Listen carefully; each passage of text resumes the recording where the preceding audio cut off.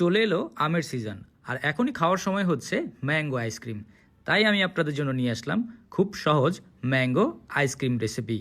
এই রেসিপিটি বানানো এতই সহজ যে কেউ চাইলে ঘরে যে কোনো সময় তৈরি করতে পারবেন। তার জন্য আমাদের লাগবে একটি মিডিয়াম সাইজের আম। এরপর এই আমকে আমি সুন্দর করে কেটে নিব। আপনারা কে কোথা থেকে আমার এই ভিডিওটি দেখছেন অবশ্যই কমেন্ট করে জানাবেন। আমি আপনাদের সবার কমেন্টের উত্তর দিব, কারণ আপনাদের কমেন্ট পড়তে আমার অনেক ভালো লাগে।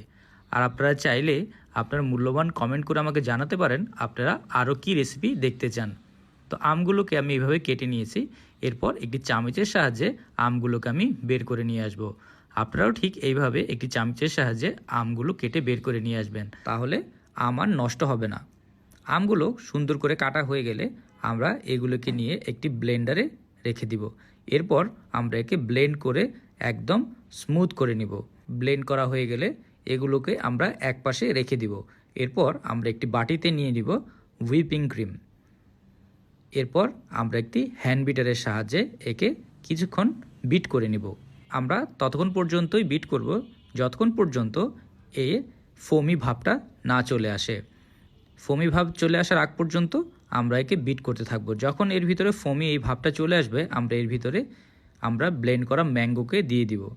এরপর এর সাথে দিয়ে দিব আমরা কনডেন্স মিল্ক। কনডেন্স মিল্ক ছাড়া আইসক্রিমের কথা ভাবাই যায় না। আর আপনারা চাইলে আমার হোমমেড কনডেন্স মিল্ক রেসিপি দেখতে পারেন। দেওয়া হয়ে গেলে আমরা এর সাথে দিয়ে দিব সামান্য ম্যাঙ্গো ফ্লেভার। এরপর দিয়ে দিব সামান্য ফুড কালার। এরপর সবগুলোকে আমরা ভালোভাবে একসাথে মিক্স করে নিব। এরপর আমরা আরও কিছুক্ষণ বিট করব। বিট করতে থাকবো আমরা যতক্ষণ পর্যন্ত সবগুলো একসাথে মিক্স হয়ে একটা ফোমি ভাব চলে না আসে। বিট করা যখন হয়ে যাবে তখন আমরা একটি চামচের সাহায্যে আশেপাশ থেকে আমাদের ক্রিমগুলোকে সরিয়ে নিয়ে আসব। এরপর ভালোভাবে মেখে নিব। আমাদের আইসক্রিম কিন্তু অলমোস্ট তৈরি হয়ে গেছে, বাট আরও সামান্য কিছু কাজ বাকি রয়ে গেছে।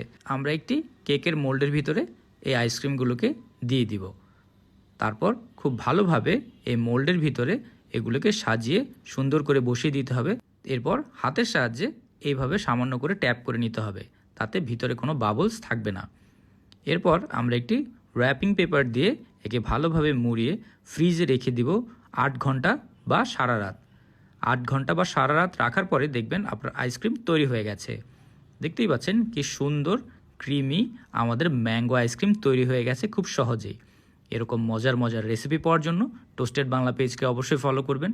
আর ভিডিওটি যদি আপনাদের ভালো লেগে থাকে একটি লাইক অ্যান্ড শেয়ার করতে ভুলবেন না।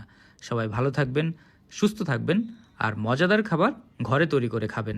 আমার এই রেসিপিটি যদি কেউ ট্রাই করে থাকেন আমাকে কমেন্ট করে জানাবেন আপনাদের কেমন লাগলো।